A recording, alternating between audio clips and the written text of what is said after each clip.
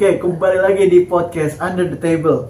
Kali ini kita akan membahas terkait dengan toleransi umat beragama di Indonesia dan hubungannya dengan pendidikan yang ada di sekolah-sekolah. Nah, kali ini kita akan membahas bareng dengan Kak Dini Fadilah, selaku guru agama Islam yang mengajar di sekolah mana, Kak? SDN Pondok Terong 3 di SDN Depok. Pondok Terong 3 di Depok. Oke, yang pertama, jadi kalau misalnya kita ngomongin toleransi ya, di negara kita yang sangat multikultur ini, tapi juga tidak kita lupakan bahwa di negara kita mayoritasnya beragama Muslim gitu. Nah, sebagai seorang guru nih Kak, yang mengajarkan tentang mata pelajaran agama Islam yang mana pemeluknya merupakan mayoritas nih di Indonesia gitu. Gimana cara Kak Dini untuk mengajarkan terkait dengan toleransi gitu antar umat beragama, antar suku, dan kaitannya dengan multikultur gitu? Boleh Kak? Oke, berarti bagaimana cara nerapin pendidikan multikultur itu di pendidikan gitu ya, di sekolah gitu ya. Nah, kalau kita berkaca dari Rasulullah gitu ya, Rasulullah itu nganggap muridnya, bahkan dia nggak nganggap muridnya itu sebagai murid, tapi dianggap sebagai sahabat ya. Sebagai sahabat. Kenapa? Karena di situ adalah penyataan diskriminasi gitu. Jadi dia nggak nganggap sebagai murid, tapi sebagai sahabat, yang dimana sahabat itu nggak ngerasa lebih tinggi. Dan karena dari setiap orang itu pasti ada ilmu yang bisa kita dapetin gitu. Jadi bukan nggak ada ngeguruin gitu lah istilahnya, kayak gitu. Kemudian selain menganggap ini cocok sih buat guru atau pendidik yang dia itu siswanya atau peserta didiknya udah dewasa gitu, seperti anak SMA, kemudian kuliahan gitu, mahasiswa. Nah, ini cocok mode gaya mendidiknya itu cocok. Kemudian kalau selain itu tuh ada juga lebih ke bagaimana kita menyontohin dulu sih. Jadi jangan sampai kita nyuruhnya apa, ngasih pelajarannya apa, nasehatin apa, terus memberi pemahamannya seperti apa, tapi kita nggak ngelakuin hal itu gitu. Jadi hal yang paling kena gitu sebenarnya dalam pendidikan multikultur itu ya bagaimana kita mencontohkannya dulu gitu. Jangan cuma nyuruhnya aja gitu.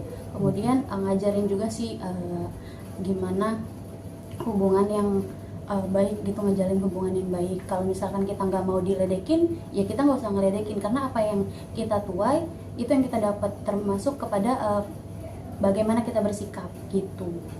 Terus kalau misalnya kita nggak mau ngebully, kalau kita nggak mau dibully, kita jangan ngebully kayak gitu. Kita nggak mau dikatain, diledekin, cemoohin gitu, itu kita nggak boleh ngelakuin itu juga. Karena kalau kita ngelakuin itu berarti artinya itu kita memberi kesempatan untuk orang lain melakukan hal itu juga kepada kita, kayak gitu. Oke, jadi dalam sudut pandang Islam gitu ya, jadi untuk mengajarkan si multikulturalisme ini lebih kepada diskusi gitu ya Kak, bukan menggurui gitu. Karena dari Rasulullah sendiri sebagai panutan beragama gitu di dalam Islam juga melakukan metode seperti itu gitu ya Kak. Iya. Oke. Kalau terkait tadi kan bilang pembulian dan segala macam ya. Kira-kira gimana sih? Apakah ada gitu kalau pembulian dari perbedaan kultur itu di sekolahnya Kadin? Ada sih, apalagi sebenarnya bukan ada, tapi lebih ke memang mungkin sifat dari aku kan ngajarnya SD ya, kelas bawah juga 1, 2, 3 gitu. Nah di sana emang kalau misalkan ada tuh dia dari sukunya itu dari timur. Itu tuh kadang dia ngerasa, tapi dari dianya welcome sendiri sih sebenarnya. Jadi kayak dia ngerasa, iya aku mah hitam, aku mah jelek katanya gitu. Nah temennya nyetujuin, walaupun itu bukan secara langsung ngehina atau ngebeda-bedain diskriminasi gitu, tapi itu kalau kita tarik kepada ke multikulturalan itu termasuk yang pembulian, walaupun sebenarnya dia ngerasa dirinya terbuli gitu, tapi dari situ bisa timbul juga kan, akhirnya dari situ mungkin bisa berkembang dia bersikap ke orang lain kayak gimana, atau temennya bersikap ke orang yang lainnya juga kayak gimana kayak gitu. Terus selain itu ada juga sih kalau yang dia merasa dirinya pinter gitu kan, nah terus ngerasa jadi waktu itu sempat ada yang ngadu sama saya gitu kan, ngadu, Bu emang saya nggak bakalan naik kelas ya soalnya nilai saya tuh segini, jelek kata dia gitu. Emang kamu kata siapa? Ini Bu, kata si Razik katanya gitu. Kata si, sebut aja namanya nggak apa-apa lah. Kata si Razik, Bu, katanya kalau nilainya jelek tuh nggak naik kelas katanya kayak gitu. Nah dari situ dia sedih, yang sampai belajarnya tuh ogah-ogahan juga, katanya nilai saya soalnya ini udah jelek nih 1 kata dia gitu kan. Akhirnya dari situ saya panggil anaknya, temuin keduanya gitu, kenapa bilang kayak gitu, Parah kamu Razik. kenapa bilang kayak gitu. Akhirnya ya dia jelasin, katanya itu bercandaan doang Bu, biar dia belajarnya lebih rajin kata dia gitu, biar nilainya tuh bagus kayak aku, dia bilang juga kayak gitu kan.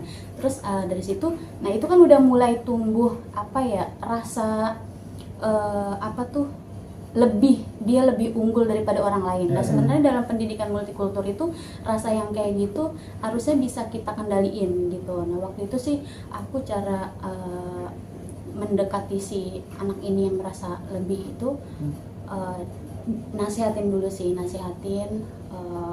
kamu jangan kayak gitu, dengan cara baik-baik gitu ya, nasihatin, kemudian ajak untuk akhirnya dia tuh mau mengakui kesalahannya dan minta maaf sama temennya yang dibilang nggak akan naik kelas itu sih.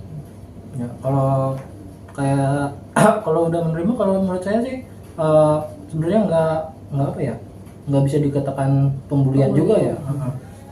Saya gue juga dulu punya teman kan, biasa hitam jelek panggil abon ya. Tapi dia menerima aja gitu kan ya, sebagai apa ya, pergaulan aja gitu loh. Kalau menurut lo gimana Dit?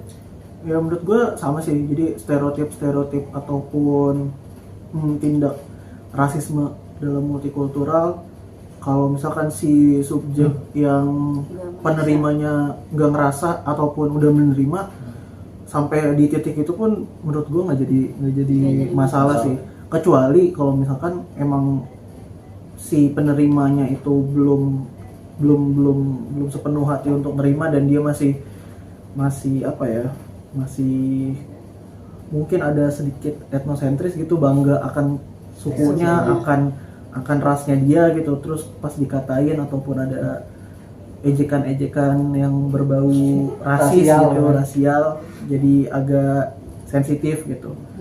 Nah, jadi kalau menurut gue, poin gue kayak gitu sih. Tapi menarik sih menurut gue pembelajaran multikultur khususnya di sekolah-sekolah di Indonesia ya, karena nggak tahu ya, mungkin kalau di negara lain, dalam satu negara punya mayoritas kultur yang sama, mayoritas ras yang sama, tapi di Indonesia sangat beragam gitu, dari Sabang sampai Merauke.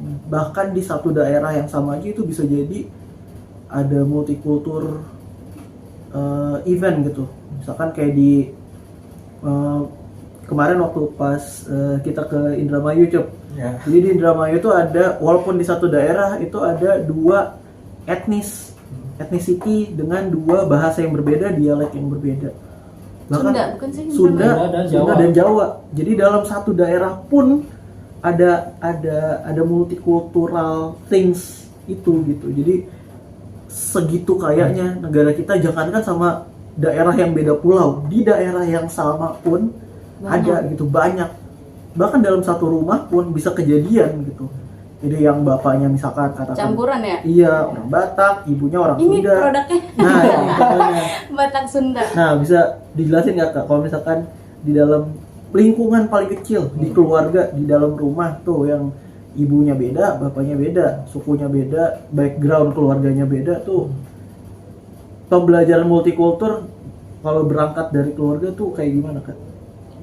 Kalau dari keluarga aku sendiri sih itu apa ya, lebih ke yang penting poinnya sih dari multikultur tuh saling kenal ya. Kayak yang tadi di Quran surat Al-Hujurat gitu kan, kita diciptain berbeda sama Tuhan itu emang untuk saling mengenal gitu, tapi bukan artinya buat beda itu buat bermusuhan gitu sebagai dasar kita untuk bermusuhan, enggak.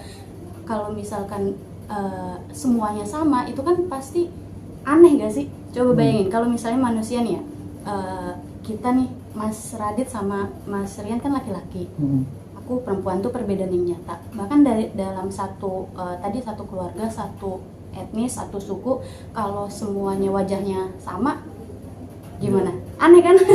Tapi kalau misalkan hewan, itu kan hewan kayak kita lihat gajah tuh wajahnya sama semua kan.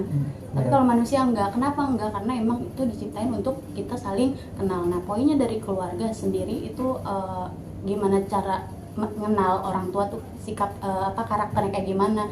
Kemudian kalau misalkan lagi marah, misalnya biasanya tuh seperti apa? Apa kita harus nyautin juga? Kan enggak. Jadi harus kenal dulu dari karakternya gitu. Biar enggak dan itu nyesuaiin juga. Kalau misalkan ayahku kan Sunda ya. Kalau marah tuh lebih ke, katanya sih nggak bisa marah gitu. Karena dia orang Sunda, marah tuh lebih ke diem aja gitu jadinya. Nah berarti kalau lagi diem aja itu berarti lagi marah tuh tandanya, lagi mungkin ada emosional yang ketahan lah gitu kan. Akhirnya dari situ ya udah ngertiin dulu, ntar tunggu redaan dulu gitu. Tapi kalau mama itu dia ngeluapin amarahnya gitu, ngasih tahu gitu dengan cara yang ya dinasihatin atau diomelin. Nah dari situ kita memahaminya tuh ya kalau sebagai anak ya dengerin aja gitu, jangan disautin. Kalau disautin makin panas gitu kan, karena kebetulan mama dari daerah Sumatera juga, dan kalau itu kan gak sopan juga ya. Jadi itu sih yang ditanemin, kenalin dulu karakternya kayak gimana, kemudian hargain juga itu ya orang tua kita gitu. Atau itu saudara kita bisa yang lebih tua sebagai abang atau kakak, atau yang lebih muda yang mungkin harus lebih disayangin gitu, dingertiin kayak gitu sih. Berbeda tapi bersama gitu ya di dalam satu rumah. Berbeda gitu. tapi bersama. Kayak kita nih berbeda tapi bersama dalam di satu kolom meja ini. Oke. Kalau itu kan tadi kalau masalah etnis gitu ya. Kalau secara agama gitu, agama kan kita jelas mungkin kita Islam itu sama mungkin ya kebanyakan. Tapi kan kita tahu lah Islam itu ada banyak beda-beda tuh macam-macam kan. Ada Muhammadiyah, NU, dan bahkan ada Islam KTP. Seperti Anda kan? Enggak. Saya bahkan bukan beragama Islam. Ya gitu maksudnya. Apakah gimana gitu nyikapinnya? Kalau misalkan di sekolah gitu kan mungkin banyak teman-teman guru yang mungkin beda warna-warna kan pasti. Gimana tuh? Dalam keagamaan berarti ya. Dalam keagamaan sebenarnya juga diatur kan multikultur itu. Keberagaman itu emang tadi sengaja diciptain sama Allah untuk akhirnya kita saling kenal. Kalaupun sebenarnya Allah mau nyiptain semuanya sama bisa aja, tapi kan enggak gitu. Enggak seru. Iya, enggak seru buat akhirnya kita untuk saling kenal.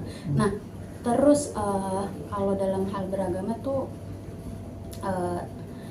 bahkan waktu itu ya Nabi Musa gitu, saat dia naik ke Gunung Tursina buat akhirnya ketemu sama, berdialog sama Allah nanya ke Nabi Musa, kata Allah, wahai Musa, mana ibadahmu? Kata Allah gitu. Kemudian Nabi Musa jawab, puasaku, kemudian zikirku, ibadahku, semuanya itu untukmu. Kata Allah, lah enggak, itu semua kebaikanmu buat untukmu sendiri gitu. Terus kemudian Nabi Musa nanya lagi, terus apa yang paling mulia, ibadah yang mulia menurutmu ya Allah di sisimu? Kata Allah kayak gitu, kata Nabi Musa gitu. Kemudian Allah jawab, idkhal surufi qalbil ikhwan bisodakoh, yaitu menaruh kebahagiaan menaruh kebahagiaan di hati orang lain. Nah itu kan berarti kita disuruh untuk akhirnya saling nyenengin satu sama lain, bukan berdasarkan satu agama atau enggak, atau satu suku aja atau satu negara aja kan enggak, tapi naruh kesenangan di hati orang lain siapapun itu kayak gitu. Andaikan beda gitu ya pas sholat subuh gitu. Bahkan waktu itu Rasulullah juga Nabi Ibrahim, maaf. Nabi Ibrahim waktu itu pernah kedatangan orang zindik gitu ya, usianya 70 tahun kalau nggak lupa. Nah dia tuh ateis. Waktu itu Nabi Ibrahim didatengin untuk dia minta makan sama Nabi Ibrahim nih, si orang zindik ini. Karena dia ateis, Ibrahim itu kan terkenal dengan penggawa tauhid gitu ya. Nah terus kata Nabi Ibrahim, aku nggak enak sama Allah, kamu kan teis, kamu kan ateis, kamu teis dulu deh, kata Nabi Ibrahim gitu. Akhirnya dari situ si kakek-kakek ini yang usia 70 tahun ini, dia nggak mau nerima tawarannya Nabi Ibrahim untuk teis dulu atau beragama dulu. Kata dia, aku nggak mau menaruhkan keyakinanku bahwa Tuhan itu tidak ada dengan sepiring nasi atau sepiring makanan, kata dia gitu. Kemudian Allah negur Nabi Ibrahim. Setelah orang itu pergi, Allah negur Nabi Ibrahim. Kata Allah, wahai Ibrahim, kamu kira dia hidup 70 tahun dengan keateisannya, hidupnya dari mana? Kata Allah kayak gitu. Terus itu karena aku yang kasih makan, kata Allah kayak gitu. Yes, kamu baru diminta sekali aja ngasih makan, udah menolak atas namaku, kata Allah gitu. Akhirnya Nabi Ibrahim dari situ ngibrit ngejar si kakek-kakek ini, orang ini, untuk akhirnya dikasih makan gitu. Langsung Jadi, disuapin tuh. tuh. Karena Allah sendiri yang yang nyiptain orang itu berbeda, Allah yang ngasih makan, Allah yang ngidupin, tapi Nabi Ibrahim menolak atas nama Allah tuh nggak boleh gitu. Jadi kita bagaimana bersikap sama orang yang berbeda, kalau dalam hubungannya tetap maksudnya dalam kesosialan, dalam kemanusiaan, ya nggak masalah gitu. Bahkan dia punya hak yang lebih kalau misalkan memang dia lebih dekat dari kita, misalnya sesama tetangga gitu kan.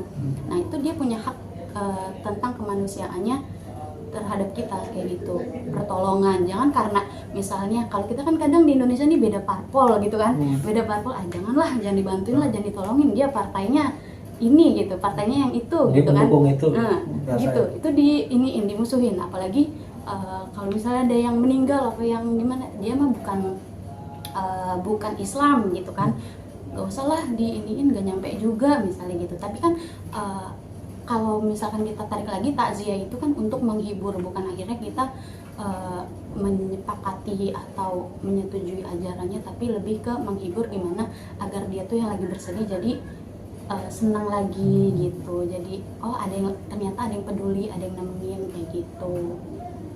Itu sih. Jadi intinya dalam hubungan sosial, dalam kemanusiaan itu memang dianjurkan dalam Islam kayak gitu. Bahkan yang bener aja nggak boleh dipaksa ya. Yang bener aja nggak boleh dipaksa. Nah betul, karena di Islam juga kan kejarlah kebaikan, berlomba-lombalah dalam kebaikan, bukan berlomba-lomba dalam kebenaran, gitu kan? Perintahnya itu Oke, berarti kurang lebih kayak gitu ya teman-teman. Jadi yang dijelasin sama Kak Didi tadi, mungkin dari gua terakhir aja sih ya, pesan lo sih Kak sebagai pengajar gitu ya, pendidik di sekolah, terhadap mungkin ada yang nonton nih, pengajar juga ataupun murid-murid gitu ya di luar sana, tentang multikultur gitu, khususnya untuk kehidupan mereka di sekolah. Kira-kira pesan lo apa Kak? Ya terlebih kan kita generasi selanjutnya mungkin banyak degradasi moral dan sebagainya kan.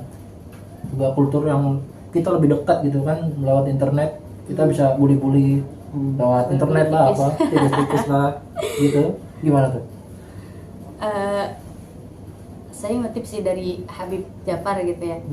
Beliau pernah bilang di media sosial bahwa hidup itu adalah wakaf untuk Tuhan, wakaf umur untuk Tuhan melalui kemanusiaan gitu. Artinya Tuhan itu paling suka dengan hubungan kemanusiaan gitu. Karena kan tadi kan itu mau surupi kolbi ikhwan bi sodako, taruh rasa bahagia itu ke orang lain. Nah artinya dia memuliakan hal ini gitu. Jadi mari tebarkan Islam dengan salam, dengan selamat, dengan mengindahkan, dengan toleran gitu. Karena itu adalah hal mulia yang disukai sama Tuhan gitu. Kalau kata Quran tadi kan fastabikul khairat gitu ya, bukan fastabikul hak, atau berlomba-lomba dalam kebaikan, jangan berlomba-lomba dalam kebenaran. Itu sih. Oke. Jadi itu ya pesan teman-teman dari Kak Dini sebagai seorang pengajar. Mungkin di episode kali ini segini aja dulu ya, kita cobaan ya. Sampai ketemu di video berikutnya, episode selanjutnya. Bye. Dah.